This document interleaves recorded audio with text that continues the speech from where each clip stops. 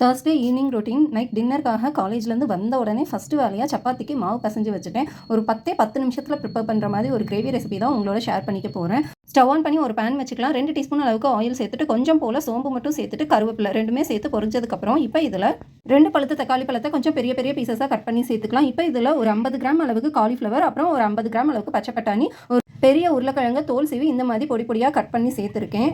இப்போ இதில் தேவையான அளவுக்கு உப்பு, ஒரு அரை கிளாஸ் அளவுக்கு தண்ணி சேர்த்து மூடி போட்டு ஒரு 5 நிமிஷத்துலேருந்து 7 நிமிஷம் வரைக்கும் மீடியம் ஃப்ளேம்லேயே வச்சு குக் பண்ணி எடுத்துக்கலாம். இப்போ இதை குக் பண்ணுற கேப்பில் ஒரு மிக்ஸி ஜாரில் ஒரு கை அளவுக்கு தேங்காய் பீசஸ் சேர்த்துக்கலாம். 4 பச்சை மிளகாய், ஒரு சின்ன துண்டு அளவுக்கு இஞ்சி, 1 டீஸ்பூன் அளவுக்கு சோம்பு, அப்புறம் ஒரு டீஸ்பூன் அளவுக்கு பொட்டுக்கடலை எல்லாத்தையுமே சேர்த்துட்டு கொஞ்சம் ஒரு 1/4 கிளாஸ் அளவுக்கு தண்ணி சேர்த்து கொஞ்சம் திக்கான பேஸ்ட்டாக அரைச்சி எடுத்துக்கலாம். இப்போ இதை 5 மினிட்ஸ் இந்த வெஜிடபிள்ஸ் குக் ஆனதுக்கப்புறம் இதையுமே இதில் சேர்த்துட்டு மறுபடியும் மூடி போட்டு ஒரு 2 நிமிஷத்துல இருந்து 4 நிமிஷம் மட்டும் குக் பண்ணி எடுத்துட்டு கடைசியாக கொத்தமல்லி தூவி இறக்கிட்டார். Gravy ready. தேங்க்யூ ஃபார் வாட்சிங். மறக்காம சப்ஸ்கிரைப் பண்ணிருங்க.